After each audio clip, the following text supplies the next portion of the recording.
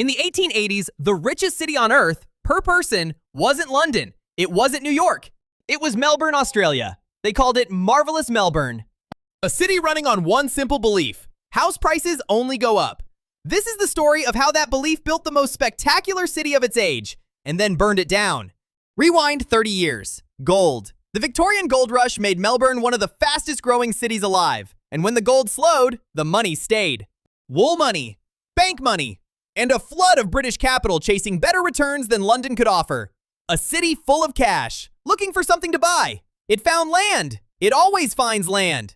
Here's the engine, and watch it closely because it never really changed. Banks lent against land. Land prices rose, which made the collateral worth more, which meant banks could lend even more. A loop. Land feeding credit, credit feeding land. Melbourne in the 1880s wasn't a housing market anymore. It was a machine for turning belief into paper wealth. Banks and building societies competed to lend against any block with a fence around it. Why not? The collateral was always going up. By the late 1880s, it got properly silly. Land syndicates selling suburbs that were still swamps. Tram lines built to nowhere to sell the paddocks next to them. The land auctions became carnivals. Syndicates reportedly ran free champagne trains out to the paddocks. Get the buyers drunk on bubbles before selling them one. Everyone, doctors, priests, politicians, was a part-time land speculator. By 1888, Melbourne had exactly two topics of conversation: the weather and how much your neighbor's paddock went up, sometimes in the same sermon. In the boom suburbs, prices hit levels that, by some accounts, wouldn't be seen again for generations. Now, remember the fire rule. Australia knows this one better than anyone. A forest that hasn't burned for decades isn't safe. It's loaded. And Melbourne had been stacking fuel for 10 years. The spark came quietly, as it always does. Around 1891, the building societies, the smaller lenders holding the riskiest land loans, started to fail. Depositors got nervous. Nervous depositors asked for their money back. And banks whose vaults were full of paper claims on empty paddocks didn't have it. Then London turned off the tap. After a scare in Argentina, British investors wanted their money back. Everywhere.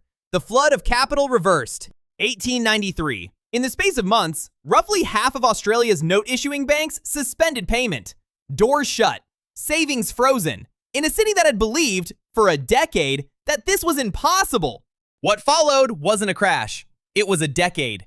Buildings stopped. People left. Tens of thousands sailed away from the marvelous city. Melbourne, which had raced London, watched Sydney pass it. Families doubled up in emptying terraces. Wages fell. The word depression entered Australia's vocabulary and stayed for a decade. The empty mansions of the land boomers stood there for years, monuments to a belief. So what actually failed? Not the land. The land was always just dirt. What failed was the collateral loop. Prices held up the credit, and credit held up the prices. And the moment belief blinked, both sides of the machine vanished together.